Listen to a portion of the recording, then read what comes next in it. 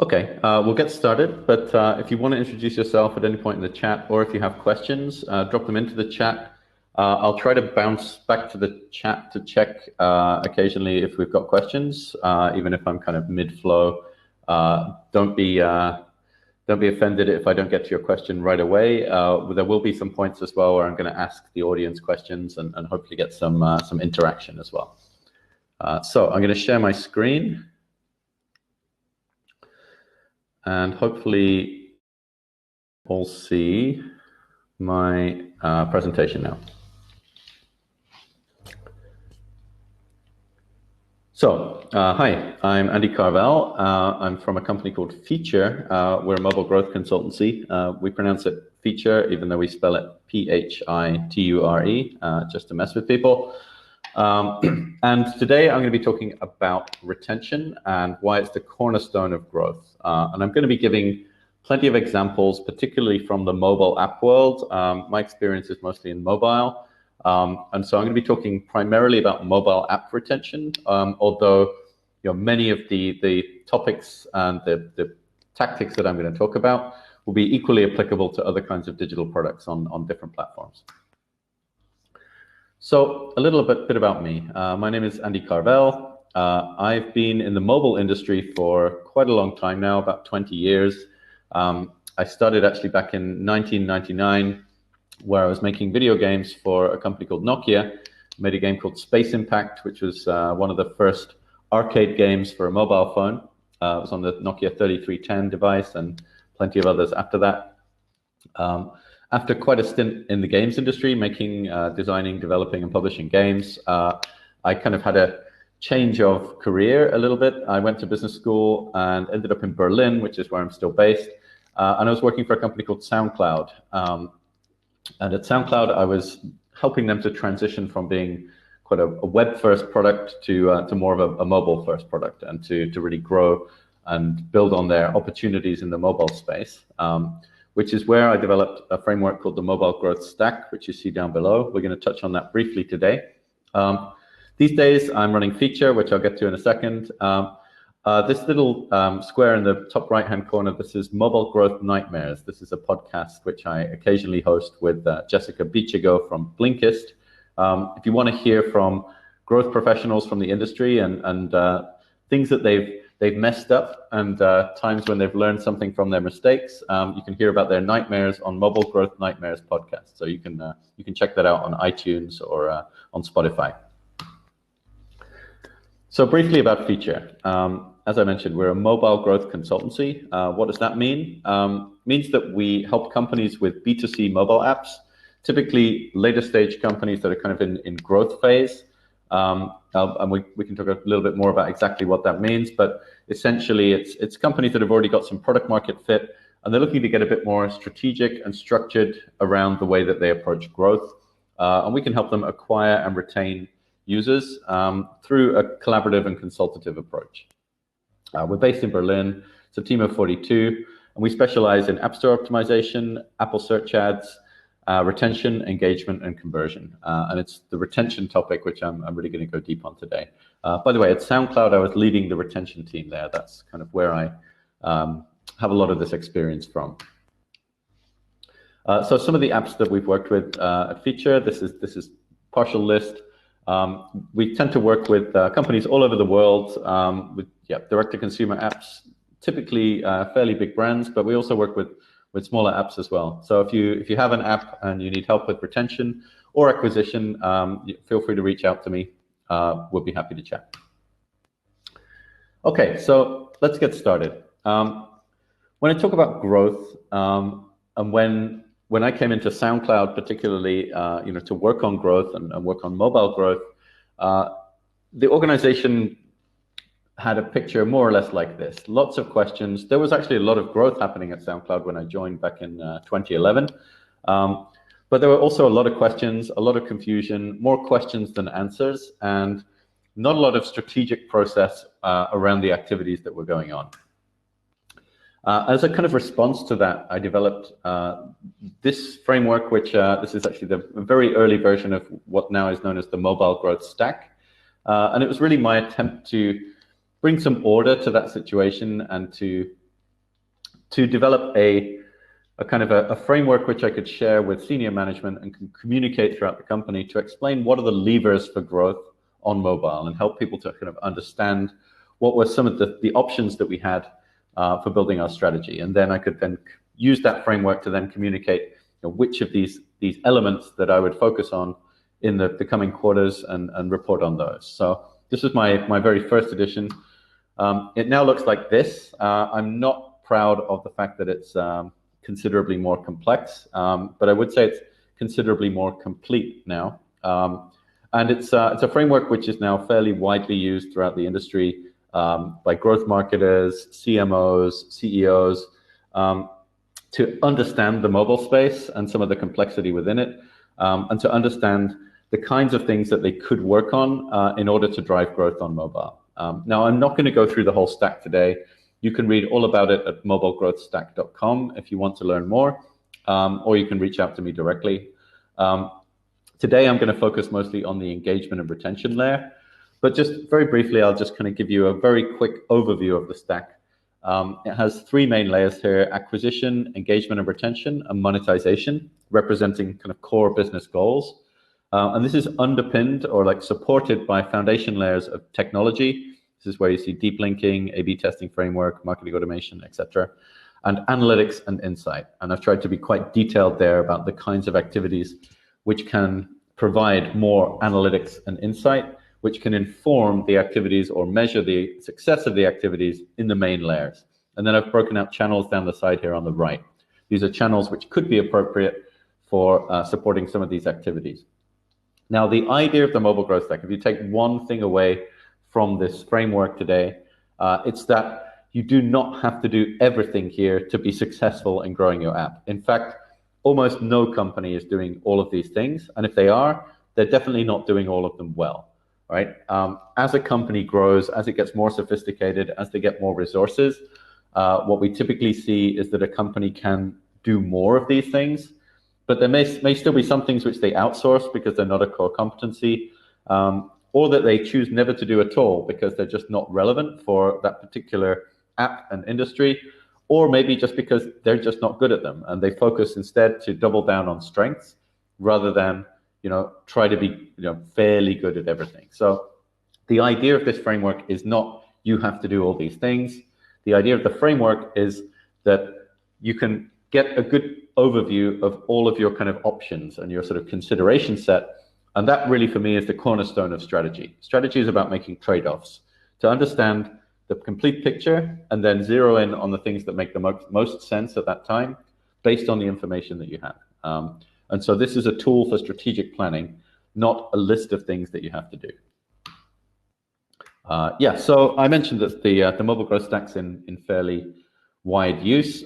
Here's just two examples. This on the left was shown to me by the CMO at Gram Games. They used to be based in Istanbul. They relocated to London. They subsequently got purchased by Zynga for 300 million. They used the mobile growth stack to plan the marketing and the growth of all of their games, and they've had games in the top 10 on iTunes. On the right, I believe this is Otto Group.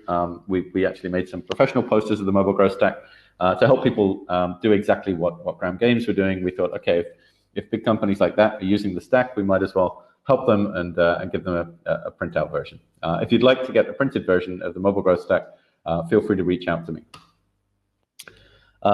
Google picked it up and made a sort of slightly Googleified version of the framework, which we were very happy about. It's great validation. Similarly, Greylock Partners and other VC firms have used the framework within their portfolios to help them understand and evangelize growth.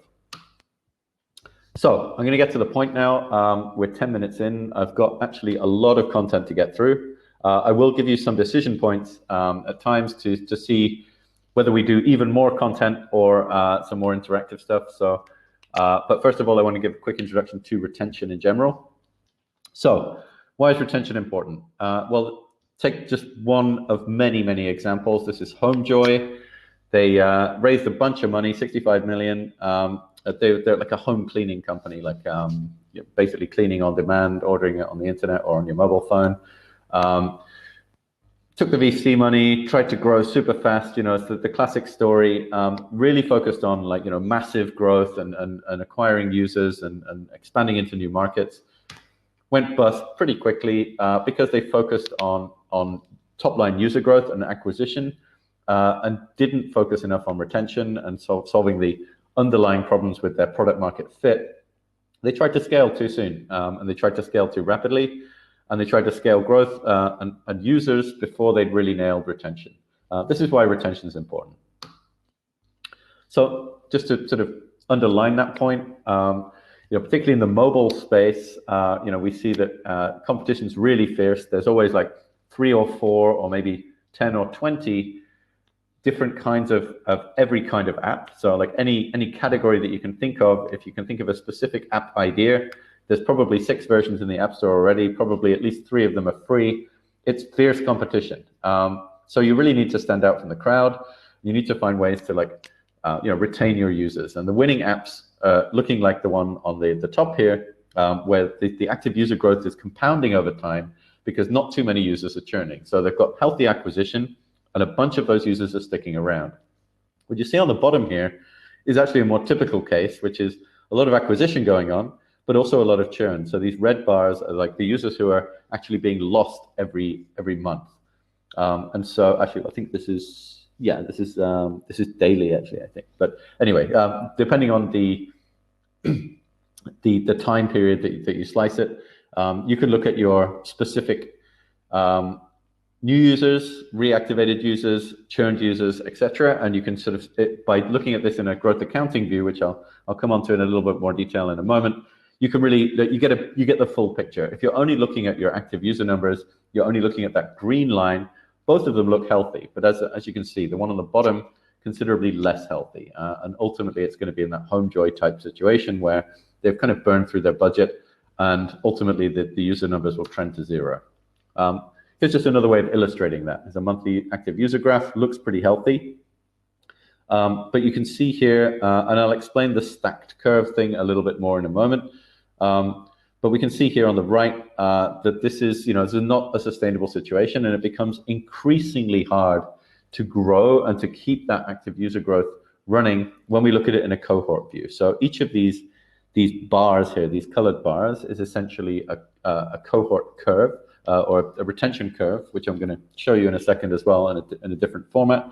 And these are all essentially trending to 0. So this is poor retention. So every one of these cohorts, each of the stripes is like a new bunch of users that were acquired on a particular day. And as you can see, they all kind of getting thinner and thinner, which means that they're basically trending to 0 as we go, as we look at like the time after install, which means that not many of those users are sticking around. It becomes an incredibly tough thing to keep filling up that bucket when there's holes at the bottom. I'm going to use the leaky bucket analogy. If there's holes in the bucket and you keep pouring water in, it becomes like really tough to fill that bucket because it keeps leaking. So I'm going to come back to retention measurement in a bit more detail in a moment, but I wanted to just quickly touch on metrics and KPIs because like ultimately, you don't just want to be retaining users. You ultimately want them to be coming back and doing something useful in the app and ultimately contributing to your bottom line, or often what's described as a North Star metric. So this methodology of a North Star metric, something that's been kind of popularized over the last five years or so. This is a great example from Amplitude. Amplitude have some really good documentation and information around North Star. This is just a hypothetical grocery delivery company, just to give you an idea of like what a North Star metric should be, right? So a North Star metric should represent the success of your business, right? It shouldn't be revenue because that's ultimately not showing actually like value for the user. It should be also like encompassing like what value the user gets out of the product, but it should also be very much correlated with revenue if it's a revenue generating company. And so in this particular example, grocery delivery, we've got like various different inputs here, which are feeding into this North Star. This is a very well mapped out one, by the way. Most companies don't have it figured out as well as this, but we'll come on to a couple of other company North Stars just as examples in a moment. But we can see here this one's been really well thought through. There's like a bunch of different initiatives happening here on the left, which feed into what are called input metrics or sort of sub KPIs. So items being delivered on time, orders per month, number of items per order, resurrected users. This all feeds into their North Star metric of monthly groceries delivered on time. This is a great North Star because it encompasses like all of the success factors that would make that success both for the user but also for the business. They've got this delivered on time component to it, which is nice because it kind of encompasses also sort of customer satisfaction or efficiency as they're calling it, which is ultimately going to help them to grow sustainably. So this is a great North Star metric. Brian Balfour, he runs a company called Reforge. He puts out really great material, by the way. There's a link at the bottom here, but everything that he puts out is epic, really good learning material. He's kind of criticized the North Star metric as a little bit too simplistic. He actually suggests that companies should think a little bit more about trade-offs between metrics. So he's come up with this idea of like a constellation of metrics. So you might have one KPI for monetization, another one for retention, another one for engagement, and represents the fact that there's going to be some tension between these. Now, I'm not advocating for one model over the other here. I think the North Star metric has a great simplicity to it because it's something that you can communicate, you can get the whole company behind. I think when you get into constellation metrics, it's probably modeling the reality a little bit closer, but then it gets a bit harder to communicate to like everyone in the company and get everyone behind it. But yeah, in reality, you will need to make trade-offs sometimes. And finally, just to throw in another framework, this is one that I developed. It's called the AIC framework, Acknowledgement, Interest, and Conversion. And the idea here is that you could break all of your active users in a given period, so whether that's a day or a month, monthly actives or daily actives. You can look at those users by like what they're actually doing. So it's kind of an engagement snapshot. So rather than just saying I have 100,000 active users today, I'm doing well, you might want to look at like what they're actually doing. And if they're only opening the app or interacting with a push notification, but not actually showing any real engagement or interest within the app, and not doing the core action, which could be a purchase, but it could be another form of like high engagement. If they're not doing these higher level engagements, then maybe they're not that valuable as users. So it's just basically a more nuanced take on active users and how good a job you're doing at retention. So that was just a brief detour into KPIs and metrics. Let's sort of dig a bit deeper on retention metrics specifically. So Airbnb, hopefully most of you know Airbnb, they actually optimize for two specific retention metrics, and they've gone a little bit more specific than just monthly active users. First of all, they don't look at monthly, they look at yearly active for guests, because they kind of assume that if a guest is booking even once a year and they're really playing the long game, then that's considered to be a decent level of retention. If they can have a user coming back year on year and making at least one Airbnb booking, they consider them retained, right? That means if they're coming back like monthly, that's even better, but they'll still only be counted once as a yearly active.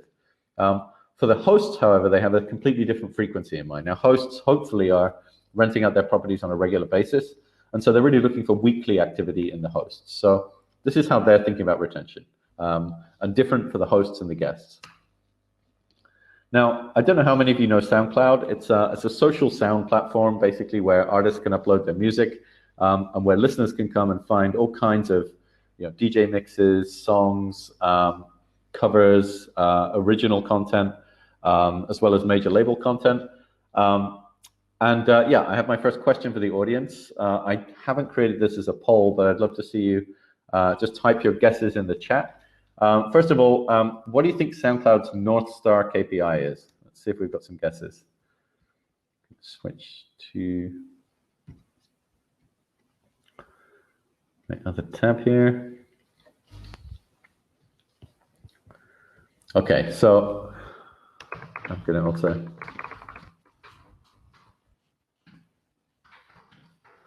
so don't be shy. Have a guess. I'm going to tell you the answer in a second anyway. What do you think SoundCloud's North Star KPI is?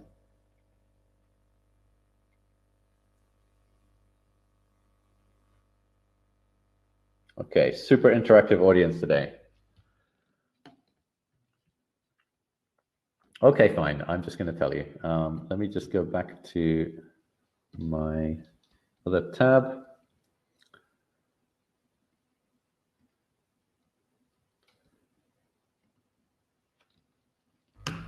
Okay, so SoundCloud's North Star KPI actually was listening time.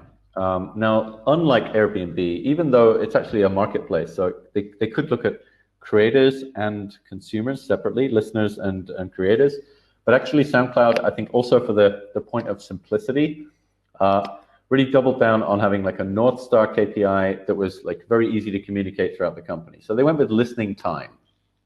So if you think about it, everybody who's coming and listening to tracks on SoundCloud is benefiting the creators as well, because the creators are putting their music up there to be listened to. And ultimately, they're monetizing the creators and being able to pay the creators based on how much listening happens on their tracks. So for SoundCloud as a media platform, it kind of works to have one KPI or one North Star, which is listening time. Now, their retention KPI was monthly active listeners. So when I was running the retention team, we only really counted users like strictly as retained, not just whether if they came back and logged into SoundCloud or came back and were seen in the app or the website, but whether they actually came back and listened to something. So we looked at only monthly active listeners. And you'll find a lot of companies filter their retention through this kind of lens of the kind of core engagement that they want to see. It's stricter. It means your numbers are going to look worse, and it means that it's harder to compare them against other companies. However, it's giving you a more honest view of like how you're really doing, and it's ultimately, if you're able to optimize your retention based on your core action, like in SoundCloud's case, monthly active listeners, if you're able to raise that number, you're objectively doing better than if you're just bringing more people back to the app. Okay, so in terms of choosing the right frequency for your metric, we said that SoundCloud was looking at monthly active listeners, Airbnb yearly active guests. How do you actually like arrive at that? You could obviously just take a guess, but much better if it can be informed by data. This is what we do at Phiture when we come in and audit an app and try and help companies to figure out what that metric should be.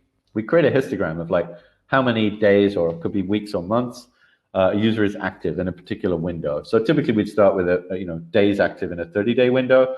We can see here that the majority of users are like 1, 2, or 3 days active. They're certainly not active every day of the week. In fact, there's 0 users who are there 30 days in a row.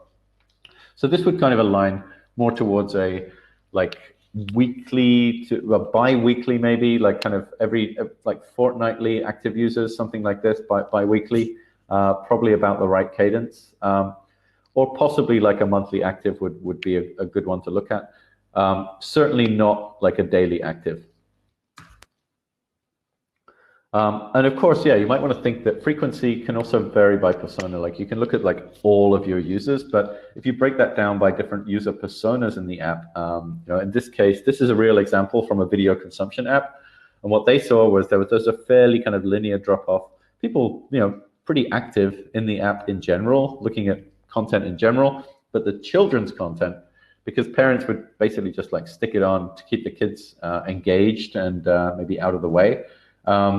The kids' content was really evergreen. The children were consuming at a much higher rate and a much higher frequency. And so by understanding the nuances of that, you might actually come up with different strategies to engage these different user segments. So, use a histogram, consider segmenting if you're able to identify clear segments within your app which have different use cases.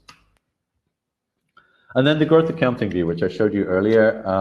I do recommend that you always look at your active users, not just in terms of your new, repeat, and returning users, but also who's gone dormant and who's churned out. Even if they're going to be back in the next period, you need to understand, what's the kind of ratio of like new user acquisition to dormancy.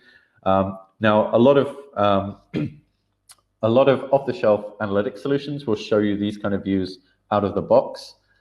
In other situations, you may need to develop this with either yourself if you're good with data visualization, or maybe with your BI team to get this kind of view of your data. Really, all you need to know is like who who's been seen in the app on a user level for any given period, who had a session and who didn't, and that will enable you to plot this kind of what I call a growth accounting view. Now, it wouldn't be a talk about retention if I didn't mention cohort tables. So if this is a scary diagram to some of you, don't worry. Cohort tables do look a bit scary, but they're actually pretty easy to read once you get the hang of them. So what we see here on the left, these are cohorts. These are users who installed on a particular day. And then if we read it down down the sheet on any particular day, we can see the retention on days subsequent to that first install. So on day 0, everybody's always present. So day 0 will always be 100%. This is when they were first seen in the app. Day 1 would be exactly 1 day after that. So 24 hours after that first install, or the time that they were first seen, were they seen back in the subsequent 24 hours. And day 2, again, were they seen like 2 days later? Were they seen 3 days later? So it pretty much always declines. But I skipped ahead. But by reading it down the graph, you can kind of see like whether you're actually overall improving retention over time. So we see here this is not really the case. In the middle here, there's a problem. Could be that there was a problem with the product at that point. There could have been a bug or something which was really like stopping people coming back. Maybe they weren't able to register properly. Looks like they recovered from it though, and retention's pretty healthy overall. And in fact, by down here, it's looking much better. If you scan across for any particular cohort, you can see how that cohort of users was getting on and seeing how they're interacting with the product and how many of them are sticking around. Now, again, hopefully all of these numbers are like kind of getting better over time. But if you look across, like on a particular cohort, you can see, how many of those users were coming back on a particular day. Now, slightly more kind of user-friendly view of retention would be a retention curve. Now we see 3 different retention curves here. What you see here, the gray one, declining retention curve, this is pretty standard. So what we're seeing here basically is just like how many users, this is like the date of first install, and this time along the bottom here could be days, weeks, or months. It's not actually marked on this particular graph. But the shape of these curves will always be more or less the same. What we're seeing here is, with this gray line, that users are not sticking around. So basically, over time, it's declining basically to 0. What this means is, if you would stop acquiring new users and just let the current users keep using the app, eventually you'd end up with 0 users. What we see with the flattening curve, the orange one, this is kind of what you want to be aiming for if you don't have it already, is that it levels out at some point. So what this is showing, it's leveling out at around 25%, which is actually not too bad for a mobile app in some categories. It's leveling out, which means around 25% of users are sticking around for the longer term. Now, if you're able to kind of shift that curve up over time by improving your overall like day 1, day 2, day 3 retention and shifting that whole curve up, then you're in a really good spot. And that's really the whole kind of goal of like influencing retention, is to move a flattening curve up the graph. And finally, you see like what's a very gentle version of what we call a smile curve. See, it's actually increasing over time as it gets older.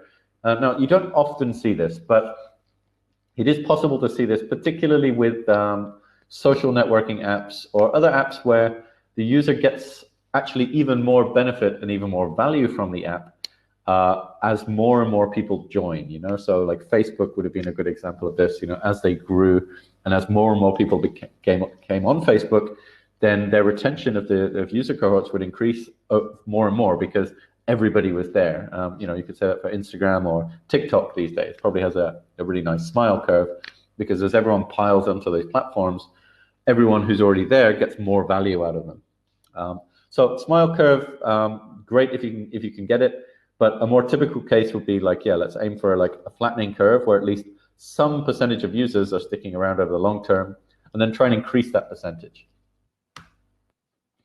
And back to the stacked cohort graph. This is essentially just a bunch of retention curves stacked on top of each other. So this is a healthy version of that earlier one that I showed you that was kind of like really leveling off.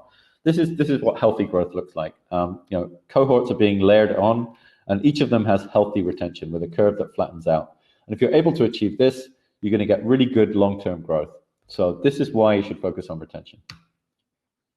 Okay, many factors do influence retention. And when you're looking at just a retention curve, that's essentially an average of your entire retention across all your cohorts, like, from whatever period you're plotting that curve. So it's not very actionable. To get actually actionable insight out of it and to really understand deeper what's going on with retention, you need to understand absolutely everything influences retention. Changes in your acquisition will influence retention. This is what we're seeing here. Different cohorts of users who are, or different segments of users acquired via different acquisition channels have markedly different retention. This is quite normal, and normally your organics do the best, but not always. Like sometimes actually some of your paid acquisition might be the most valuable users that you have from a retention perspective. It's really important to understand this. Also, if you're just judging your acquisition by how cheap a user is to acquire and not looking at how well they're retained or how well they're monetizing, then you could be really optimizing your spend in the wrong places, really allocating your spend unwisely. So I would advise to segment it by acquisition source, but many other things can also affect, like, and anything that changes in the product will also affect your retention, and anything that changes in the excuse me, external marketplace will also affect your retention. So a competitor like releases, has a special offer, or releases a great new feature, and people start flocking over to the competitor instead. That's going to hurt your retention, but you might see it in your numbers, but you won't see it from your analytics, because actually it's an external force. So just be aware. It's tough to sometimes understand why your retention number is moving. So I do really encourage you to segment your retention by as many different variables as possible. All of these kind of segmentations that I put here, if you have the data, break out your curve and see what it looks like. We always at Phiture, when we're doing this kind of analysis with our clients, we look at like users who've done any of the different actions that they can do within the app. We look at geographies, languages, features used, anything that could give us an indication of like, oh, these users who did this were way more retained than these users who didn't do it. And that gives us then like fuel for hypotheses, which we can then test with experiments. And that's really the cornerstone of growth and of data-driven experimentation, which helps us to then validate or invalidate some of those hypotheses, get some learning, and hopefully move the needle on retention. And I've got some practical examples to come of exactly how we do that in practice. So right here. So thinking about how to actually influence engagement and retention, I'm going to run you through quickly some of the levers for growth, levers for engagement and retention in the mobile growth stack. So what I always say is that product is the single most impactful lever. And certainly what I can say is that if you don't have an engaging product with product market fit to some level, and product market fit, I would kind of proxy by saying that your retention curve levels out, like at least somewhere on that chart, as a retention curve, even if it's leveling out at like 5 to 10%, that indicates you've got at least marginal product market fit. If your retention curve just declining to the bottom, it's probably not the right time to be doing push notifications or CRM or any of the other stuff I'm going to talk about today.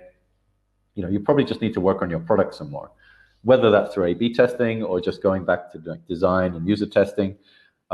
Clearly, like, you need an engaging product in order to get people retained over the long term. So just quickly, when I talk about engagement and retention, engagement is what are they doing when they come back, and retention is whether they come back at all.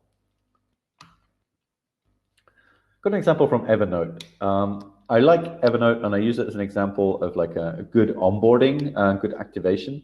They do a lot of things right, so I'm just going to quickly walk you through it. What you see on the left here is the very starting screen when you boot up Evernote for the first time on your mobile device.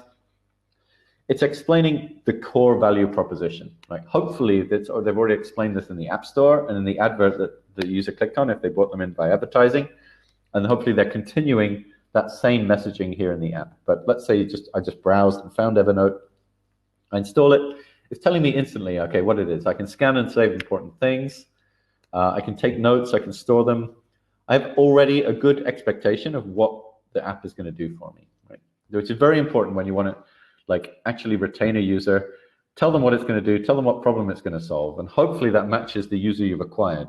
If not, you need to go back to your acquisition and target different kinds of users.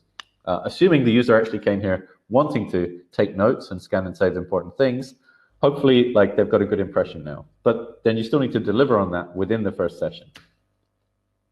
And that's exactly what Evernote do, or at least maybe they don't quite deliver on it, but they don't just say, hey, we can do this stuff. They actually make the user do a whole bunch of things. I've only copied like actually 3 of these. They actually have 5 steps in their onboarding process, and it's very interactive. They actually make the user create a note. They make them turn on the camera and take a picture of something and scan it.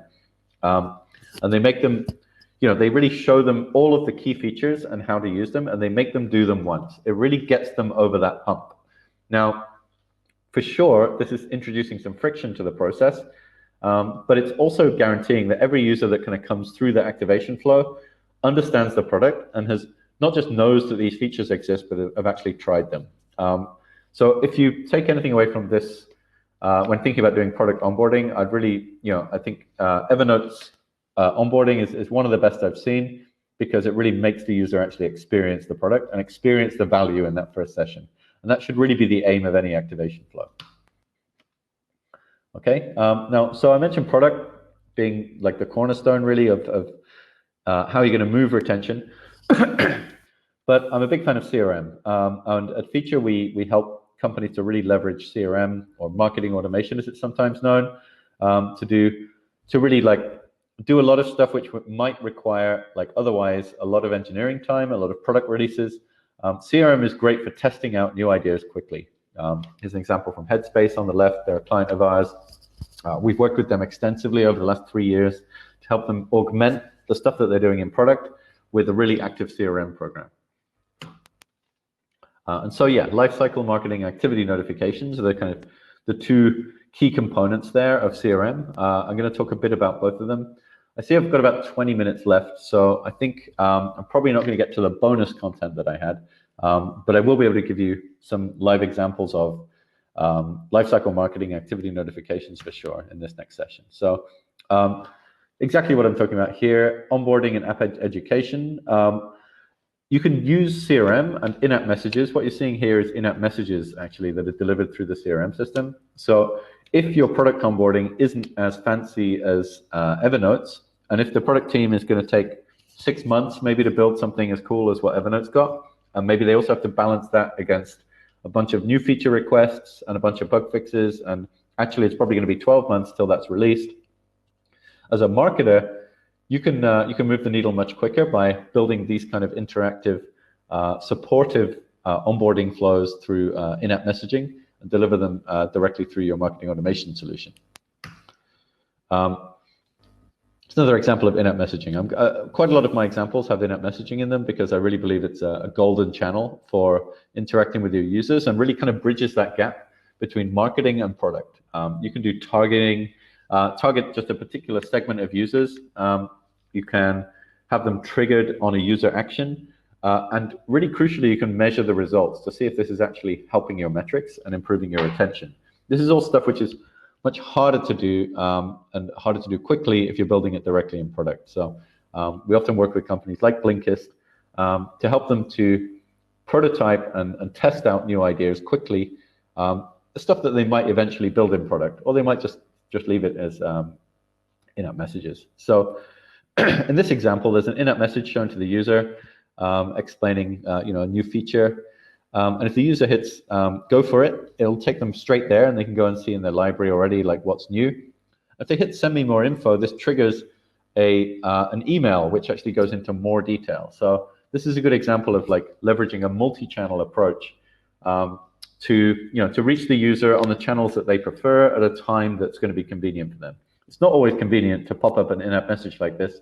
Maybe they were just on their way to actually like listen to an audiobook in Blinkist. They don't want to check out this new feature right now, but give them the option that they can actually get more info later. It sits in their email inbox, and maybe they'll go check it out later. It's through these kind of techniques that you can really move the needle. Here's an example from Headspace. In-app messages used to collect some information from the user to actually survey them about what is their intent and what are the use cases which can be most helpful, and to gather like meaningful information from users, which can then be used to improve the product or improve like the CRM strategy. And the results from these surveys get stored directly back in the CRM system, which means that you can immediately segment users based on their responses. Yeah, exactly, just like I just explained here. In this case, it was using Braze. So Headspace, they asked the users, what do they need most help with? Is it getting motivated, building a habit, or finding the time? They even get a free text field where they can give even more information. Then the user research team can go and look at that stuff, periodically export that from the database. But the CRM team can already segment people directly on whether they clicked getting motivated, building a habit, or finding the time. And then they can start to send them content based on these topics. Here's another example from Headspace. I love Headspace because they have such a great brand and a really nice kind of playful visual style, so it makes for great slides. Here's another flow that we built for them with in-app messages. This one for gathering NPS, so another form of survey, asking them if they would be likely to recommend Headspace to a friend or colleague, collecting information about why they wouldn't recommend Headspace if they're a detractor, and if they are a promoter, either asking them to go promote Headspace by actually like sending a link to their friends to download it and increasing their acquisition, or asking them to go rate Headspace in the store, in which case, again, improving acquisition because it improves the average rating in the store. If you want to try and increase engagement, particularly through CRM, then I really recommend to look at, is there a way that you can kind of use concepts like progression or stats? This is an example from Whistle. It's my dog Bonnie. She had a Whistle dog tracker. It's like a physical device which tracks. It's like a fitness tracker for dogs, basically, or for pets. Oh, sorry, I keep skipping ahead there. And yeah, I used to get these. I used to get these weekly stats summaries. It's kind of gamification, if you like. It's basically, I would know if my dog's not getting enough exercise, or it's set a goal, and if she's not reaching it, I would feel guilty, and I would actually use the product more, and actually take her out more. So this was not really designed to get me using the app more. It was actually really around sort of just general use of the product. But often there are these kind of progression or stats or run streak mechanics which you can tap into. And again, you can leverage them through CRM, even if they're not really exposed in the product directly. And finally, I just wanted to touch on community. Community is often overlooked because it's not like a standard marketing,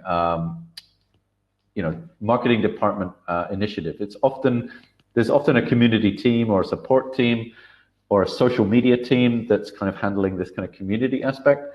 But games companies in particular do community really well. They really understand that even if it's kind of essentially a fairly single player game, if by building or giving the most avid users a place where they can go and create fan content or meet each other and chat, things like this can really, first of all, it means you have access to this community, which you can then leverage for your own purposes as a marketer and reach out to your most loyal users. But it also makes people feel like they're part of something bigger than themselves. And it doesn't have to be just games. I've seen many successful examples of apps doing good community engagement and community outreach. Superhuman do a good job with it. So if you're thinking about improving engagement and retention, and I'm aware I only have 15 minutes left, so I'm going to try and speed up a little bit. Hopefully you can stick with me. Yeah, there's various different kind of strategies that you might try to apply, particularly like with CRM, for example, to interact with users more often, to try to drive up like some of these things. Any of these particular strategies that you see in the bullet points are valid approaches for like trying to improve retention. These are all essentially inputs to retention. I wouldn't try and do all of them, but you might take a hybrid approach where you try and do like a couple of these in a given quarter, and see if you can like measurably move up these. Define your input metrics for whatever strategy you're going for, figure out if you can, if you can move the needle on that. And I'll try and give you some sort of more specific examples. So, when you're looking at like leading metrics for like CRM, you're often looking at things like opens or clicks. Particularly if you're an email marketer, you probably think mostly in opens and clicks. Like, this is not really telling you how your business is doing. You really want to think about, yes, your retention metrics for sure, but also some of the input metrics that lead up to that. So things like activation rate, for example. And you can think about the impact of any CRM initiatives as being essentially a function of reach, relevance, and frequency. I'm going to explain that super quickly, but you can check it out more at the link there, bit.ly/RRF framework. It's also on mobilegrowthstack.com.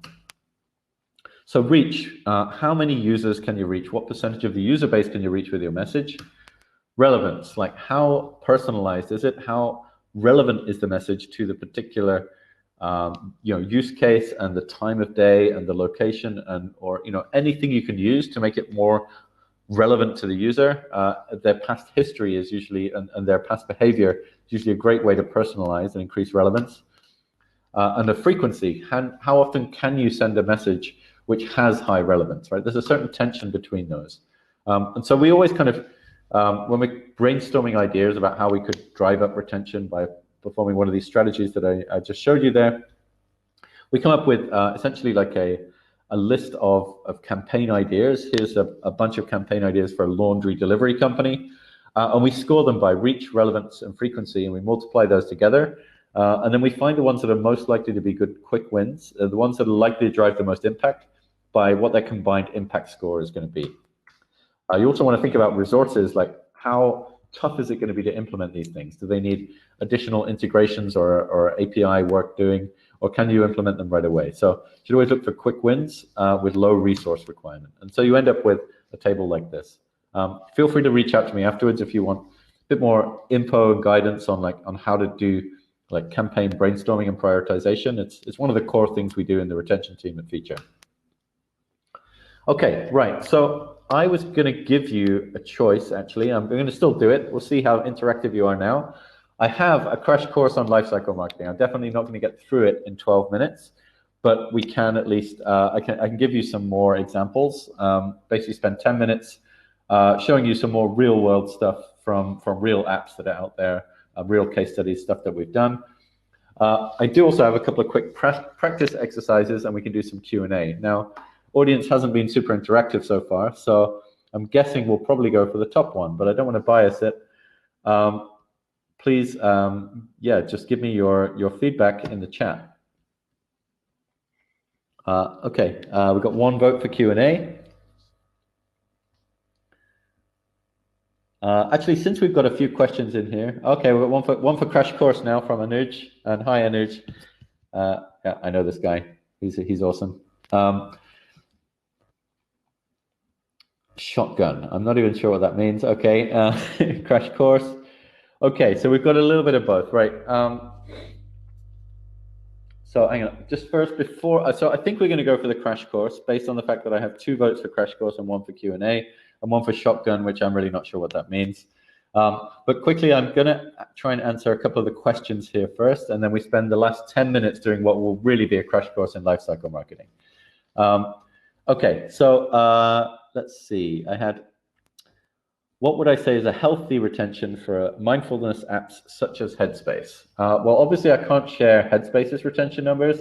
What I can say is that generally in that category, a user retention on a sort of a month 1 retention level, like sort of around, sort of in the vague region of like 50%, I would consider to be good.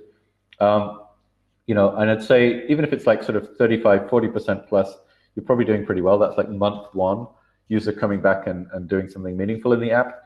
Any app where you're doing like fitness or meditation or anything where you're actually trying to get the user to do something in the real world, it's tough to retain them. So like over 50% would be like kind of really stand out. Now, another question, what about retention for industries which don't have apps for their products? Should they implement apps for their products, and could CRM supporting retention? I think that's a bigger question. I don't think I can generalize and say that every company should have an app. I think it's on a case-by-case basis, so I'm going to basically duck that question. But thanks, Alenka, for asking. We can always talk later if you want to kind of dive into that. You can drop me an email, and maybe I'll give you a more nuanced answer. And Alenka, there's another question here. Are there apps for consulting products? Not that I've seen, but maybe somebody else in the chat knows. Okay, and what do I think is the most important to retain users over a long period of time? For example, for 3, 4, 5 months if you have a monthly subscription. That's from Lennart. Okay, so very quickly, Lennart, and then I'm going to do crash course for 8 minutes. I think, so you're talking about longer term subscriber retention, basically. Yeah, super important. And it's something that we work on a lot at Phiture. We're actually working with the NBA, the basketball people, on exactly this subscriber retention for the League Pass product. Yeah, I'd say the really key thing is you've got to keep people engaged over the long term. You need to give them fresh content. You've got to give them a reason to keep coming back. They need to see development. They need to see new meditation courses or new basketball games if it's the NBA. You know, they need fresh content all the time. I think it's really difficult to keep people coming back for 3, 4, 5 months if the product doesn't change. You need to find ways that you can innovate and ways you can give them new content of some description or some new experience. Even if it's just a take on the old experience, something needs to be new, and then it also gives you a reason to tell them about it. That's easiest if you have a content platform, but you know, most companies figure out a way to come up with new stuff. Okay, right, so I'm going to dive back in and try and do this crash course. It's going to be fun. 8 minutes. Right, I'm going to share my slides again. So I'm going to skip over the exercises. Okay, so I have at least a little bit. I'm going to do 8 minutes, 7 minutes of best practices and real world examples from lifecycle marketing. Okay, I think I mentioned already about measuring and metrics and stuff. At Phiture, we really work on rapid iterations and focusing on impact above everything else, which means that we need to measure a lot of stuff. When we're brainstorming, like you want to think about input metrics. Like I talked about input metrics early on, but if you want to improve your activation rate, you want to think about like what are the steps that are going to help you achieve that activation rate. For example, always think about breaking your KPI that you want to move into sub KPIs. Make it like a tree. Think about what are the things which are going to move your output metric, in this case, activation rate. So if you've got a bunch of steps in your activation flow, figure out how you can get people through those steps better. If you see people dropping off at certain funnel points, focus on those funnel points and see if that actually moves your output metric up. And sometimes you need to experiment with that to even figure out what these input metrics are. As you kind of build out a lifecycle plan, it might look something like this. Okay, you've got like something for the first session, thinking about some stuff you want to do in the first week, and then a bunch of stuff which is kind of like evergreen, running on triggers, ideally automated content. What I see with a lot of CRM teams is that they do a lot of manual campaigns, a lot of calendar-based stuff. Nothing wrong with calendar-based stuff, but it's kind of old school CRM marketing, like to just do like special offers around like certain days of them, days in the calendar year. What you're going to get a lot more bang for your buck is things which are automated based on triggers, based on user behavior. And that's what we have mostly in that loop section at the end there. We go through this kind of process when we're kind of, helping companies to get better at CRM or any kind of growth experimentation, actually. Building a backlog, prioritizing that, based on experience, based on frameworks like the RRF framework, getting the right instrumentation set up that you're actually able to measure things, running an experiment, analyzing the results, deciding what to do with those results, which I'll come on to in the next slide, consolidating your learnings, and then repeat, and then try and get faster and faster going through that loop, right? And the key to that is this: scale, iterate, or kill. Now, if you're doing any kind of growth experimentation, you're PMing a growth team, this is really the key thing that you need to master. You need to get your team celebrating killing ideas, right? The more stuff that you kill and you throw away and you say, okay, that was a bad idea, that didn't work, throw it away, start on something new, the faster you're going to work, the more effective you're going to be as a team, and the better you're going to be at getting to those wins and those really big results. If you stay always in test mode, doing little tests, maybe running tests for a long time and not really deciding whether to scale something to the full user base or to kill it and just leave it in test mode. I see so many growth teams just constantly running tests, but never actually scaling anything that works. So like scale the stuff that gets good impact and actually roll it out to the whole user base. Make that your new baseline, build on it from there. If it's not showing positive impact, consider another iteration. Maybe you didn't have your experiment set up. Maybe you could try some different creative, but maybe that idea is just a bit shit and actually you should just kill it and get on with another great idea from the backlog. Every iteration that you do on a failed experiment, trying to get it to work, is an opportunity cost versus testing a new idea. Now, obviously, there's some nuance there. Sometimes it is worth iterating a few times on an idea before throwing it in the bin. But what I see is a lot of teams are afraid to kill ideas because maybe the boss thought of it and suggested it, and so nobody wants to say, oh, that sucked. Or maybe the team's just so excited for the idea that they don't really want to admit that it's not working, and so they keep iterating on bad ideas. Like that's really bad for your business. Just throw it away. Celebrate the kill. Like at SoundCloud and my team, we would literally high five each other every time we killed an idea because it meant that we could move forward and we had we could get on to the next idea, which could be a big success. So celebrate kills and scale the stuff that works. Use a cross-channel approach. I can share this table out later. I don't think I want to dwell on it, but essentially think about the dynamics of the particular channels you want to reach your user on, and think about cross-channel approaches that leverage multiple channels, like that example I showed earlier from Blinkist, where somebody could say "not now," and then they would get like an email which would tell me more, send me more info. They get an email in their inbox they can read in their own time. That's what I mean by thinking about a cross-channel approach. I'm not going to get through all of this, but think about reach. I'm not going to go through this whole experiment, but what I will say is improving your opt-in rates for things like email and push is often going to drive you a lot more impact than a whole bunch of experimentation if you've got lousy opt-in. A lot of companies don't understand this. A Phiture, the first thing we do typically is go in and we spend a month or two just getting the opt-in rates up. How do we do that? Also deliverability for email, huge thing.